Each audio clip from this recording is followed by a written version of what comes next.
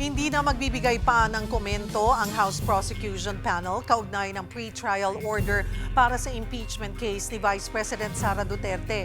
Taliwas ito sa naunang ibinahagi ni House Private Prosecutor Lorna Capunan na nakapaghain na ng komento ang Kamara noong Miyerkules. Magbabalita si Mobile Journal Amy Atienza. Amy, bakit daw hindi na maghahain nga ng komento ang Kamara sa pre-trial order? Yes, Cheryl, ayon kay legal spokesperson Attorney Jay Tolosa ay wala na raw ihahain na komento ang prosecution team sa pre-trial order. Ito raw ay para maiwasan ang anumang posibilidad na maaari itong gamitin para i-delay pa ang impeachment proceedings na magsisimula na sa July 6. Wala naman daw mga isyong nakikita ang prosekusyon na kinakailangang baguhin pa sa pre-trial order. Bago pa man magsimula ang impeachment trial sa bise, naghain ng counter affidavit sina House Prosecutors Laila de Lima at Chel Jokno kasama si Akbayan Party List Representative Percy Sendanya. Kaugnay ito ng reklamong inihain ng asawa ni VP Sara na si Attorney Man Scarpio laban sa ilang miyembro ng Kamara, Bangko Sentral ng Pilipinas Governor Eli Remolona Jr. at Anti-Money Laundering Council Executive Director Ronel Buenaventura. Yan ay dahil sa pagsisiwalat ng kanilang bank records at iba pang transaksyon noong nakaraang House Justice Committee hearings para matalakay ang unexplained wealth ng bise. Pero saad ni De Lima, hindi makaaapekto ang kasong ito sa kaso ng impeachment ni Duterte. Narito ang kanyang pahayag.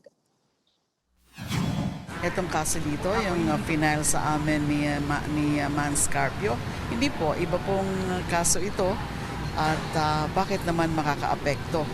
Na ang kine-question lang naman dito, parang inaano kami na lumabag kami sa batas na hindi naman po totoo yun, na meron kaming linalabag na batas sa pag-pursue nung pagpapadisclose ng mga AMLAC records. Dahil nga po, importante at very relevant yung mga dokumento na yan.